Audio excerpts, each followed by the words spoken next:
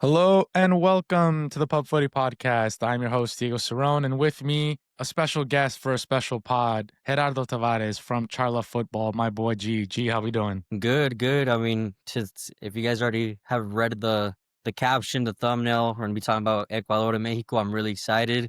So yeah, I'm looking forward to talk about this upcoming game in Guadalajara. Yes. We are previewing Ecuador versus Mexico in Guadalajara tomorrow. What is it called now? Estadio Jalisco now, right? El Estadio Akron actually Oh, so it's still Akron. used to be Okay. Jalisco. There's still an Estadio Jalisco in Guadalajara. That's currently where Atlas play. So Okay. now have their own separate stadium in El Estadio Akron. It's a beautiful pitch, obviously a World Cup pitch as well. It's gonna I'm actually really excited. I wish I could have gone out there, but I'd rather save my money for the World Cup. But we know how that's looking like right now. Yeah. With the high price taking items. G, tell us about Charla Football, how it came about, and then we can obviously talk about your experience in Dallas recently for the Mexico Colombia game. So talking about Charla Football, it was just I mean, I love football. I've always been a Mexican national team fan since I was a kid. My dad he's a big football fan, so he really put that sense of pride, of footy like inside of my soul. And I mean, I grew up watching Mexican national teams since I mean, my most conscious memories are the 2014 World Cup because 2010 I was like 8, 9 years old. Really not didn't really care too much about football back then, but Yeah. Charla Football, I wanted to make more of a bridge between both nations because obviously I'm from both the US and I'm also Mexican. So I wanted to build that bridge. I know there are a lot of other creators in this space that do something very similar. And I just saw all these people that are similar in my age. I was like, well, if these guys are doing it and doing a very good job at it, why can't I do it? I have all the capabilities to do something like that. Build that bridge between both nations, because there's a lot of Mexican Americans here in the US, a lot of pochos, like they like to call us over there in Mexico. Yeah. And I think there's like that niche, and it's been helping Charla Football grow. It's been helping a lot of the creators in this space grow a lot. Finding that little niche between like the Mexican Americans, and I mean that was really the idea. Just talking about Mexican football, Mexican national team football, Liga MX, because it's just gonna keep growing, especially with the World Cup around the corner. And then talking about Dallas, I mean, it was a crazy experience. My first time being in Texas, I loved it. I Really? Wow. the first time. It was so sick. The food was amazing. The vibes are great. A lot of Colombian fans, a lot of Mexican fans. I was actually very surprised with the Latino population. I know there's a lot of Latinos in Texas, but I mean the way they packed out the AT&T Stadium was literally insane. I'd never seen anything like it. And it actually felt like I was at a World Cup match without, being at the World Cup just yet. But it Yeah. is kind of like a little teaser of what's to come. Definitely excited. But obviously, talking about football, I mean, La Dominicana really disappointed me. Colombia surprised me. Obviously, given the quality that they have world class players in some of these, some of the best clubs in the world. Specifically, looking at Luis Diaz, right? I mean, For he's sure. just will start off very well. But I mean, looking forward to this game against Ecuador. I'm not too excited, especially after that performance. I mean, Colombia were third place in qualification in CONMEBOL. Ecuador second. So I'm like, oh, are we going to see something similar? I know they just tied against the US, so maybe Mexico can maybe get a result. I don't know. I'm Yeah. around it very worried. Yeah. Wow, a lot to unpack. Think first of all, Colombia, I feel like just like Mexico, does so well in packing stadiums in the US. Like if you saw Copa America, anywhere that Colombia played in Copa America, they were the host, They were the locals in those games. And I think it's gonna be the same going into 2026. So it was no surprise to me to see, a full house in Dallas. How was that stadium, by the way? Bro, I don't know if you know who Dioro is. They had Dioro playing during. Yeah, DJ, right? Yeah, Yeah. he's an incredible DJ. He's actually from like the LA County area over here. Every time he was bumping his music before the game, during halftime, I believe as well. And it was just insane. Like the vibes were immaculate. Vibes. People dancing, singing. They were playing when the national anthems for both teams came on. I mean, just roaring, it was just buzzing. Like it was incredible, incredible, incredible. Something I have not experienced live. You see it on TV and you see it like Yeah. on social media, but like something like that live, it gave me chills. It got me excited for what's to come next year. Yeah. So, bro, it was crazy. It was Yeah, crazy. you know what's crazy? I went to the 2018 World Cup in Russia. I went to 2022 in Qatar. So I've been to a bunch of games. And the funny thing is my first World Cup game was Colombia Poland in Kazan. Colombia had to win that game because they just lost their first game in that World Cup, and then they win 3-0. And the Colombia fans in Russia made it feel like one of the best World Cup atmospheres. Yes, it was my first game, but then even after that, I always think about the chills and how that moment felt being in my first World Cup game, and the Colombia fans really bring it. So how did you feel being in that stadium? So obviously surrounded by both Mexico and Colombia fans. I know you said it was World Cup atmosphere, but how was it outside the stadium? How was it inside the stadium as well? I was actually surprised, I know there was a lot of Mexican fans. I know there was gonna be a lot of Mexican fans, but, given how the game went, and I think just the vibes around the Colombian national team specifically, how they qualified into the World Cup, how well they've been doing, a lot of star players, a lot of star power. I felt like there was a lot of hype from the fans outside. Like they knew they were gonna be Mexico, and being able to like just see around like at the tailgate, seeing both like the Colombian fans and Mexican fans, like taunting each other, teasing each other. Obviously, it was all friendly fire. We were like, I was hanging out with the Pancho Villa's army, which is like the Mexican national team supporters group. So I was kicking it with them, doing interviews with them, and then right next to them, like little few cars down, were just a bunch of Colombian fans too. And it was just a party. I mean, it was just people just having a good time. Didn't matter if they were Colombian, Ecuadorian, Mexican, Nicaraguense. They was just like there for one reason, just have a good time. And then, once the whistle started, then they started to get a little bit more hostile, of course. Yeah, yeah, But yeah. pure party atmosphere. In and Colombia always brings a party. Do you have any aguardiente? No, I did not try. I didn't Nah. see any Colombian fans. I was just there for the Mexican fans. But like looking back at it, I probably should have maybe gotten a few interviews with some Colombian fans. Yeah, yeah, yeah. Nah, next time they're a kick to interview. Let's talk about the game specifically. You were there, you were in the press room, right? Or the press box for the game. Colombia brings a different like intensity to their games, right? I feel like they really play for the badge. I went to Colombia, Ecuador in Barranquilla, not this qualifier, but the last one, and I was pretty close to the field, and you felt the intensity that Colombia plays with. How did you feel being in that stadium, seeing how Colombia goes about their business? And obviously, the score, speaks for itself. 4-0. It was definitely a tough one for Mexico. But what did you see from the Colombia team and the intensity and the way they play compared to Yeah, other teams that you've seen Mexico play? yeah, dude, I saw a very resilient team because, throughout the match, I want to say Mexico had more possession of the ball, but did not know what to do with the ball. They did not create any clear opportunities for goal. And Colombia were just waiting. They were waiting for the right opportunity to strike. And that's all it was. But that's how I feel like most of the four goals came about. Like it was just those subtle mistakes that Mexico were bound to have because they don't have the same technical brilliance that a team like Colombia carry. And obviously, like talking about the intensity of the Colombian team, like anytime they could, they would put their foot in. I think it's just typical South American ball. They're just a little bit more rispido, like more, what's the word I'm looking for? I don't know how you say rispido in English, but it's just like they're not Yeah. scared to, like people in media say, like meter la pierna, Yeah, to yeah. It's like La Chara Uruguaya, right? Yeah, like yeah, literally, it's just they bring a different intensity that Mexico's not accustomed to. Obviously, at the Gold Cup, we played teams that we were far superior than. Even then in the final, I mean, USA didn't bring their best. And then just in recent times, I think up until the last two matches where Mexico played against South Korea and Japan, that's where we started to see like the reality of this Mexican national team. And then boom, like versus Colombia, they really cemented like what's going on with the Mexican national team at the moment. Yeah. They brought a different intensity that Mexico weren't able to match at all throughout the whole game, and that's one thing that I said after that 4-0. It was just Mexico. The only person that, in my opinion, I felt like was able to match that intensity was the Cruz Azul midfielder, Eric Lira, and he's known for Yeah. being a player. But other than that, it was very like passive from most of the Mexican national team.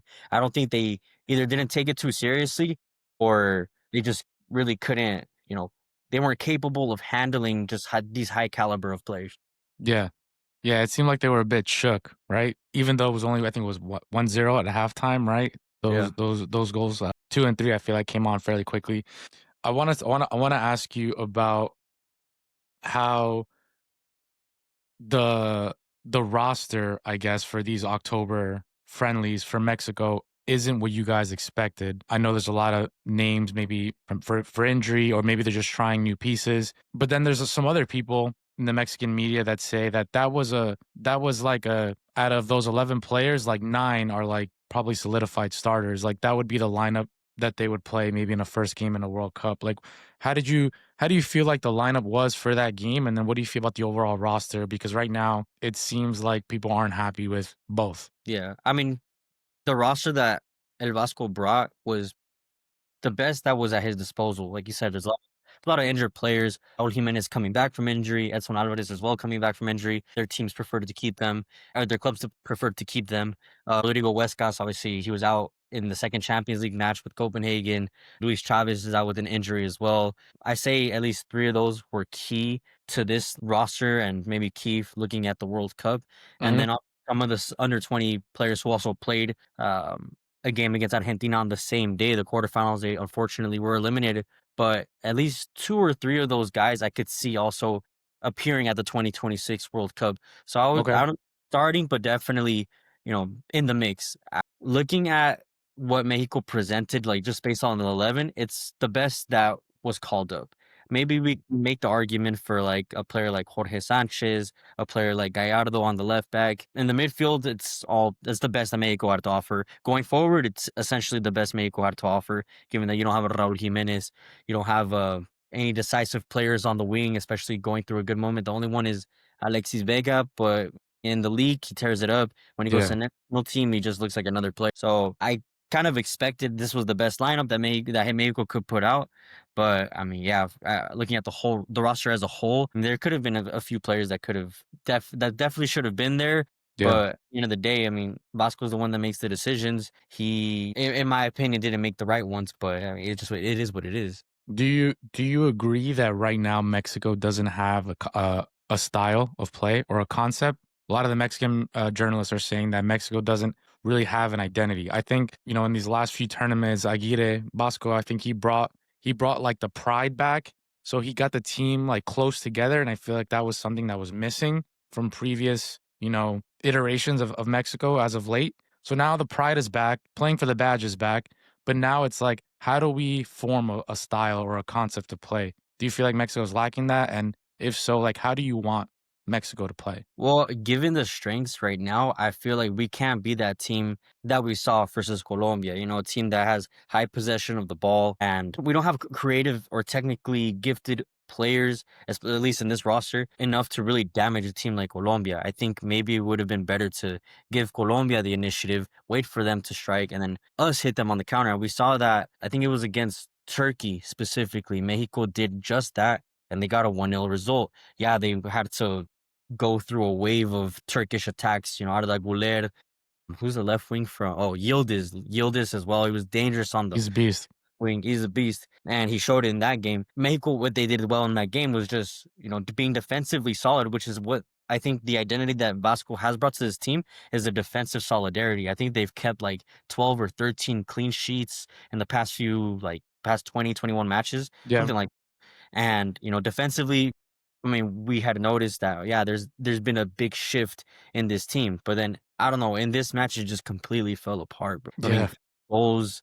I mean, the first one, I guess it's a set piece, anything can happen. But then 3 goals in the second half is just descarado. Like I don't think it reflects the match, but then also it's just I don't know. I just did not expect that from this Yeah. Mexico team because given how defensively solid they had been up until this point. Yeah, yeah, yeah. I think you guys got exposed maybe in your speed in the back, right? I think that was something that I always said as of right now Mexico lacked, at least this team. And then when you have a Luis Diaz and when you have all these other fast players that Colombia has, you have James that can just pick a pass and just with one pass he breaks your whole team down. It was tough. It was tough. So that's why if we shift the convo to Ecuador, Mexico, Ecuador has a really sound defensive squad or defensive side, but going forward, they don't have the same power, quickness as a Colombia. So let's talk real quick and let's break down Ecuador, Mexico, right? I think both teams are coming off of not great performances, right? Mexico with the 4-0 against Colombia, Ecuador against USA, they got the tie, but I think overall we were talking pre pod, they got outplayed for most of the game. I think they got pretty lucky. We'll say, like, at best, even in the first half, and in the second half, I think they got outplayed. They made a few subs, but I think USA took the game to them. USA got the goal off a mess up from Pacho playing out of the back, and that was like the first goal Ecuador gave up in like 400 plus minutes. Galindez, I think, was a big part. Galindez made some big saves in the first half. He's made some big saves in the last couple of games. If you watched Ecuador play in qualifiers, so I think it was a fair result. Maybe USA could have won 2-1, but at the end of the day, I think both teams are looking for a redemption game, and I think both countries and their media are putting a lot of pressure. I think Mexico is like, fuck, that was kind of like put us back down to our reality and where we are. And then on the Ecuador side, it's we still feel like we can do more and we just don't do it for whatever reason. Maybe it's the concept of play, maybe it's the players that he's putting in positions that aren't theirs. And we'll talk about that in a second. But I feel like both countries and media and journalists, they want more for their teams. So this is a game where I feel like both are playing for redemption for this October window. How do you see Mexico coming out in this game against Ecuador? Also, by the way, I just saw that there's still like seats, like, so I feel like for seats empty. So I feel like in terms of support, that 4-0 kind of, gave some people like a second thought about investing some money and going to this game. Well, yeah, especially after a loss like that, I'm sure no one wants to really pull up to a match. Yeah, yeah, yeah. Seeing the names that are on the roster too, like, oh, I have to watch Jorge Sanchez and Gallardo, and yeah, I understand it. And then also Chivas play at the weekend. I'm sure people are thinking like, I'd rather just save my money to watch Chivas because they're in a better moment. So I understand that part. Hopefully it does fill up because I mean we saw Mexico versus USA about a year ago, a full stadium. It definitely does have some sort of an impact. Maybe not like in Estadio Azteca, but the Estadio Agron definitely like it holds its weight. Now against Ecuador, I'm like I told you pre-pod too. I'm worried. I'm worried about this team. Like I know going forward, they don't have as clinical players as Colombia have, but they still have an Ender Valencia who knows how to play against Mexicans. He has Yeah. his back in Pachuca, right? He's back in Pachuca, and I think he had a very good stint. Obviously, before he went to West Brom, if I'm not mistaken. Yeah, he's bounced around. He went to West Ham for a bit as well, was in Everton. Yeah, he's been around the Premier League. Obviously, he made his mark in Mexican football. Obviously, he knows how to play against Mexican teams. Yeah. I was gonna ask you too, like who besides Ener Valencia, like who else would you say is a threatening player that Mexico has to look out for? Um, I think for me, who I really like in Ecuador's attack is Vite. And Vite plays like an 8, right? He plays in Mexico, right? I think he plays for Pumas right now. Vite was a guy who came on to this squad once Becasese took over. So he wasn't really on the team when Felix Sanchez Bas was the coach, the Spaniard. Becasese brings this guy in, and he was doing really well for Vancouver. And he's a guy that kind of makes Ecuador tick, right? It's like him and Caicedo in the middle. Caicedo will be the one that maybe drops back, or sometimes they'll both kind of rotate. But with them two in the middle, they really like hold it down in the middle, and they play off each other really well. And he knows how to pick passes, and he's really deadly on set pieces, and which is something that I don't know why he hasn't been the set piece guy for Ecuador in these last couple of games, but he's really strong on set pieces. And I feel like if he creeps up forward and can get a loose ball here and there, or if he plays a 1-2 and he gets the ball back, he can score. The guy has found ways to score in some key matches. So I really like Vite. He's not the typical like winger or forward that Ecuador has, but he's a guy that is like a sneaky good player if that's somebody that you're like watching him play throughout the whole 90. If you see like his work rate defensively, if you see what he can bring to the attack, he's one of these guys that if you watch him play, you're like, okay, this guy's quality. So I really like Vite. Not sure if he's going to get a goal, but maybe he'll probably get an assist tomorrow. Let's see. I mean, especially how you said it, like on the set piece that he can be fairly dangerous. I mean, I'm sure Ecuador have watched this Colombia match and they're saying like, oh, from set pieces, maybe we can take advantage. I know they have some good players, like they have good stature as well. I think definitely, and knowing how I mean, on Mexico's side, Malagon isn't the most threatening goalkeeper. He's not the most like aggressive coming out of his yard box. Like, he will not attack his 6 yard box. He will not come out. I mean, that's how both the goals for Colombia basically happened from the set piece. Yeah, I mean, I think Ecuador maybe your guy Vite could take advantage of those problems that Mexico have at the moment. Yeah, yeah. I mean, I hope so. Let's do three things that you want to see, or three things, or three keys to the game, and it could be either side, Mexico side or Ecuador side. We'll go one by one, and then we'll kind of just pick each other's brains on what we think on how this game's gonna go. So I'll start with you. What do you think is your first like key to the match, or things that you want to see? Well, the first key I would say is getting Santi Jimenez firing. I think Santi Jimenez has been giving opportunity after opportunity. Unfortunately for him, is just obviously he scored a goal, I think, against South Korea, an equalizer. But then in this recent match against Colombia, he had like one or two opportunities, but it's all he has to create it for himself. Yeah, I think more like players have to get involved in the build-up. There was moments where they were able to build, just it was literally like 2 times they were able to build something with Santi, but that's pretty much it. Like, it's very null, like, Mexico's attack. So, I think against Ecuador, where again, I think Mexico will have most of the ball, most of the possession. It's yeah, what you do with that possession, and if you can get, a cross into Santi, a good through ball into Santi. So, I think Santi will be key, at least looking to try to get goals, because that's what we need right now. If we're gonna beat this Ecuador team, we need to get at least one, because like you were saying, going forward, Ecuador, it's going to take them a little bit more effort. And I'm happy with our defense. Obviously, the 4-0, I don't think really reflects how good this defense has been. I think it was yeah. just individual mistakes. But I think against Ecuador, I think we can maybe hold them to 0 goals, maybe a 1-1. I don't know. We'll see. But Santi definitely would be my first key. What about you for Ecuador? Santi. Yeah, I mean, same thing. I think Ecuador needs goals, and they need to create chances. If you watch Ecuador play, we conceded 5 goals in 18 games in qualifiers. But there were so many like 0-0, 1-0 games, right? It was tough for Ecuador to score, and it was tough for Ecuador to create any sort of chance or rhythm in the attack. I'm used to seeing an Ecuador side growing up, just like you, when you like watching Mexico. I'm used to seeing an Ecuador side that's fast in the wings, that gets crosses in, and that finishes. We used to have Agustin Delgado, who played in Mexico as well. El Tintin Delgado, right? Always there for the header. And we had Chucho Benitez, who also played in Mexico, always there for the headers, for finishes in the box. We don't have right now any sort of good style or concept to attack. And I need to see Ecuador do, or try to find ways to create chances to cross. Right now, one of the things that Ecuador is doing is we're using our Preciado, who's an outside back who plays in Belgium. We're using him as a right wing because he's fast, right? So our idea is, okay, we're gonna find some moments where we're just gonna chip it over. He's gonna find space in behind, and he's gonna cross it, right? But more likely than not, he doesn't really find space. He doesn't know how to attack people 1v1. So in my eyes, he's not a winger at all. And so we just don't have any way to make overlapping runs and get crosses in, or create any sort of attacking momentum. So I would just love to see Ecuador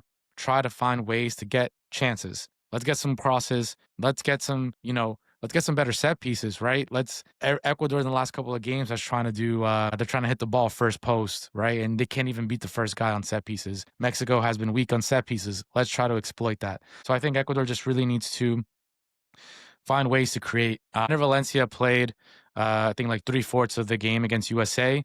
I'm not sure if he's going to start this game, but I would love to see Campana play, right? So I could talk about that as one of my points, but would love to see how Ecuador can rotate some players and give other people minutes that haven't had some minutes. And let's try to see if we can create some attacking chances. Yeah, I think for you, I agree. Like, the whole set piece thing is going to be very important. I mean, I know we have Mexico specifically. They have a very tall defender, Cesar Montes. At the first post, he wins almost everything. If you can get that ball over Cesar Montes, if your guys can get that ball over Cesar Montes, it's almost always a goal, bro. It's Trouble, to say, trouble. it's almost always a goal. It's unfortunate to say, but like, Malagon isn't the most secure goalkeeper. We haven't found that goalkeeper. Kind of going to my second key, I would say would be Yeah. the goalkeeper. I think in this match, I would love to see Tala Rangel, the Chivas goalkeeper. I know a lot of people shit on him because he does make mistakes. He's prone to mistakes. He's done that throughout the league, and he's done that with the Mexican national team. But I feel like if you give him a competent enough defense in front of him, like Cesar Montes, Johan Vasquez, Gallardo, and I don't know, maybe somebody else on the right back, Jorge Sanchez, I guess for now. I think he's probably going to go with the same thing. Hmm. Uh, if you give him that that same starting defense that has been keeping clean sheets, I think that Rangel can put up a good performance because on the ball he's one of the better, I think one of the best goalkeepers in Liga MX. Now his shot stopping ability is iffy, but on the Yeah. ball, trying to play out the back, I think he's very good. He's a lot better than Malagón on the ball. So I think this is a match for Tala Rangel. Especially he's playing in Guadalajara. He's playing in his stadium where with his people where Yeah. he's completely used to it.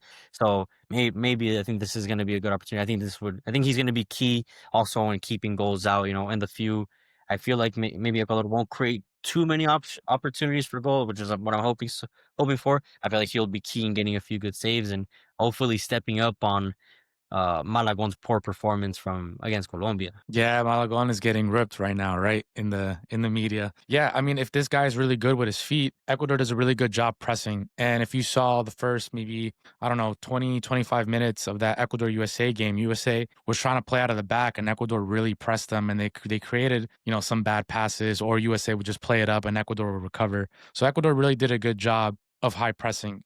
And we're going to have probably some younger wingers that who probably didn't start in that first game. So if this goalie is good playing out of the back, you guys might need that, especially if Ecuador is going to be high pressing. My second point, I think I would love to see our midfield without Caicedo, right? So for the listeners who don't know, Caicedo will miss the first game of the World Cup because of the double yellow against Argentina.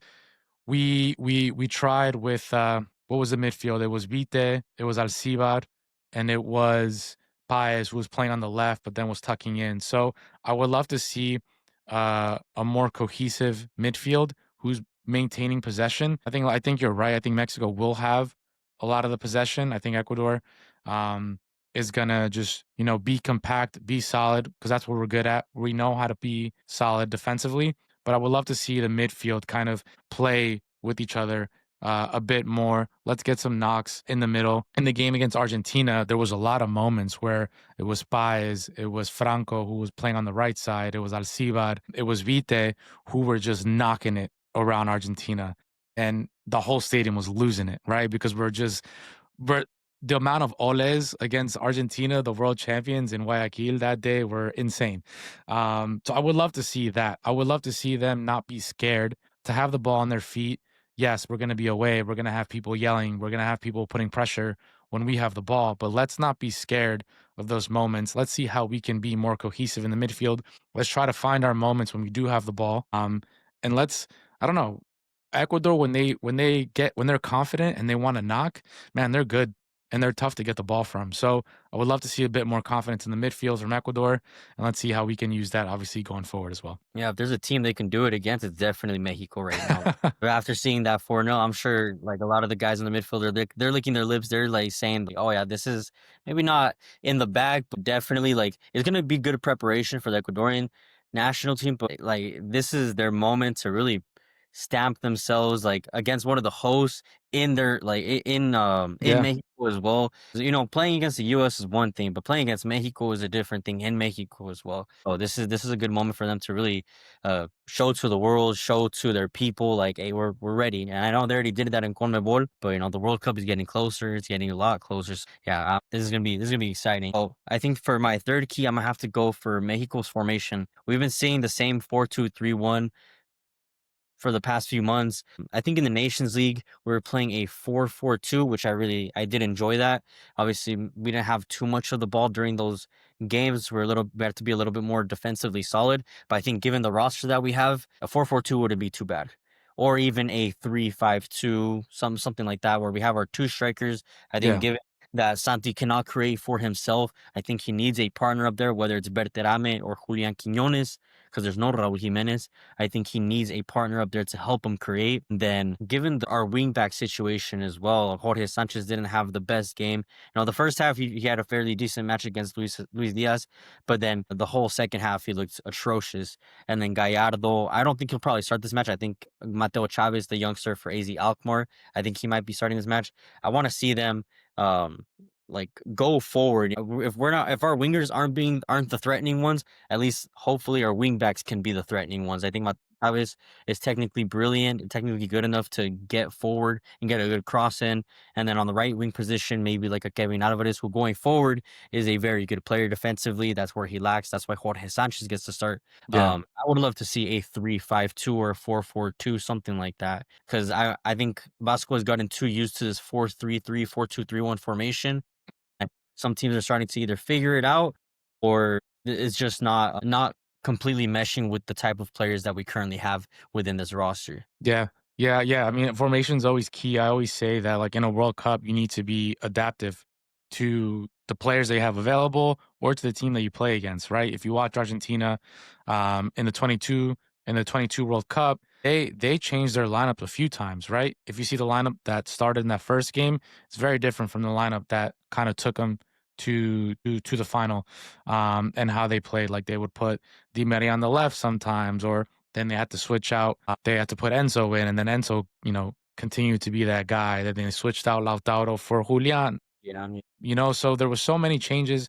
You have to be adaptive. You can't just be this like one trick pony. USA, they figured that out quickly, right? They didn't change their lineup against the Netherlands, and the Netherlands punished them, right? I don't know why Berhalter never saw the game that Ecuador played against Holland when we played five in the back and we were so solid. Capped the Netherlands, only to one goal. We should have beat them honestly in that second game of the World Cup, but Berhalter doesn't go with five in the back.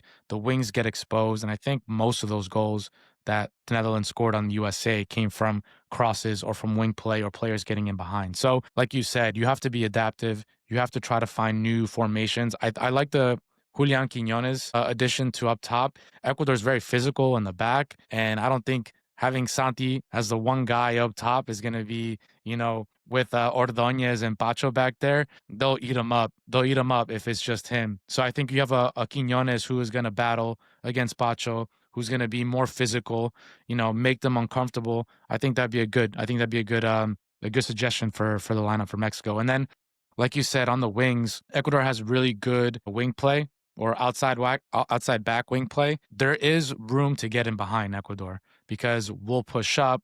You'll have a Estupiñán, you have Yaimer Medina, get into the attack, and then there's space, right, to expose, and then you get Bacho, you get Ordonez to cover, and then there's space in behind them on the other side. So yeah, definitely agree. Definitely think you guys need to change something up, right? Why not, right? It's a friendly. Let's see how you guys can, put your foot on the gas. You're at home. You need the fans to be in the game. And if you guys don't, first 15, 20 minutes, if you guys don't show that intensity, that enthusiasm going forward, you're going to lose the fans. And then And we'll Ecuador is just going to dominate. That's why what also worries me about playing in Guadalajara is that if you're not performing, they will let you know. They're Yeah. not scared to talk shit on their own national team. Because the Guadalajara fans, I mean, all Mexican fans, when they play in Mexico, they're very so exigentes. They are Yeah. how do you say exigente in English? They demand. Man, yes, they demand the best, and if they're not seeing that on the field, they will let the team know. Yeah, those like I said, the first 20 minutes, the first half is going to be key. Mexico are playing an atrocious match, and then the fans switch up on them. That's all Ecuador. Ecuador have the opportunity to take advantage in that situation. Yeah. Yeah. Yeah. And my third key is let's get Leandro Campana more minutes. Leandro Campana, he former Inter Miami guy. Now he's playing for New England Revolution. He looked pretty good early on. So for the Mexican fans listening, we obviously also have trouble finding Ener Valencia's replacement. Ener has been the GOAT. He's been the guy for us. He's still producing. He obviously scored against USA, but we need a replacement for whatever reason. He gets hurt. He gets a red card. Whatever. We need another 9. And Leandro Campana is big. He's tall. He can finish. He has a good left foot. So let's try to see if we can find more ways. He's been another kind of similar to Jimenez, where he's gotten opportunities with the national team and just hasn't really delivered. And it's because he has a hard time producing his goals, kind of like Jimenez. So the best way to use Campana is to play off of him and then have the ball get sent wide. He's a big frame. Get the ball in. Get the big man a header in, and that's really it. Ecuador, for the longest time, has such a simple concept of playing, and I feel like this coach has kind of eliminated like Ecuador's identity, right? If you remember, like Antonio Valencia, Manchester United legend, right? Yeah. The guy was an animal on the wing.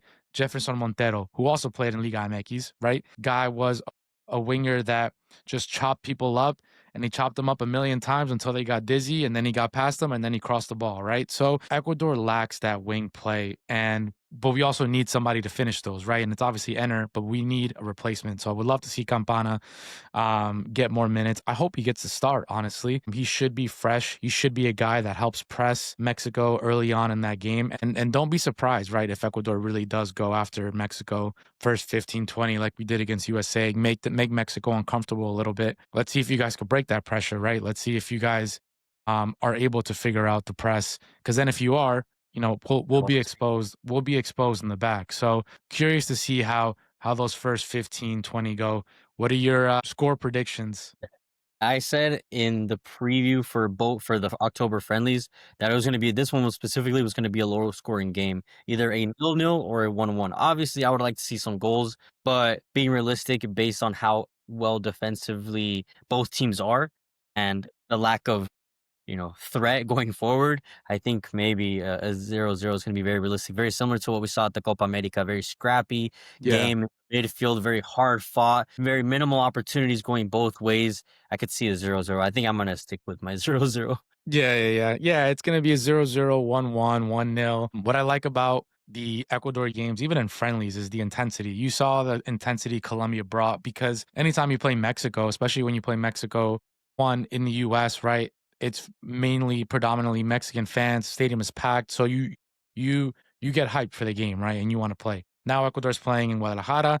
It's gonna be hopefully a good atmosphere. Like you said, the fans will demand it'll be an intense atmosphere. And I feel like Ecuador does a really good job of living up to that intensity. And they're, especially away, they're really tough to break down away. So it'll frustrate Mexico for sure to not be able to break down Ecuador early on. So I think from an intensity standpoint, it's going to be a really intense game. So I'm excited to see how the game goes. I'm excited to see how both teams go about. It's obviously the first out of the three windows before the World Cup next summer. There's obviously like a mini half window right before the World Cup starts. So it's like 3 or 4 windows left. But yeah, I agree. I think it's going to be hopefully a good game, hopefully an intense game. Hopefully both teams can go at each other. It's a good test. I think the last time Ecuador played Mexico at this stadium, I think Ecuador won that game Yeah. if I'm not mistaken. 2010 international friendly at the Akron. Ecuador won that match 2-1 with goals by Chucho Benitez 30 seconds into the game and Jaime Ayovi Jaime Ayobi, wow, that's a throwback. I think that was like one of the first games Mexico played in that stadium too, if I'm not mistaken. Because when was that stadium open? around 2009, 2010. It was around that time, right? Yeah. I think it was turf too, if I'm not mistaken. They don't have turf there anymore, right? More now. Yeah. They used to have turf, I remember. I think that was, which is crazy, right? Like, what was that, 15 years ago, right? And it's still like in my head, right? Because I feel like it's always a fun test when Ecuador plays Mexico. I grew up watching Mexico play, literally my whole life. My dad is a big America fan. He watches Liga MX. So, obviously in the US, Tu DN is always covering Mexico. So it's always fun to see the highs and the lows, right? And the reactions from the periodistas. Gee, concluding on this pod, man, where can people find you for the pub footy fans that listen in every week? Well, just go to Charla Football, CHARLA FTBL. But we're on Instagram, TikTok, YouTube as well. Help us keep growing. Help the Pub Footy fam as well. Also keep growing.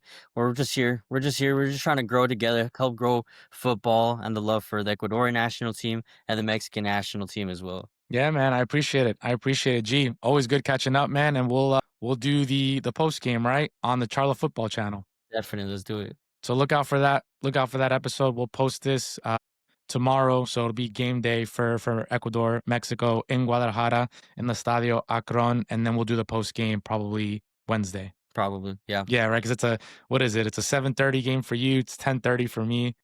Is it actually? Eastern. Yeah, I think I just saw the time yesterday. It is 7:30. Yeah. Yeah. It'll be a late one for the East Coasters. So, gee, always good catching up, and we'll talk in the post game, man. Good luck to Yes. Mexico. Thanks for the invite. Let's see how it goes for both teams. Yeah, man. All right, take it easy.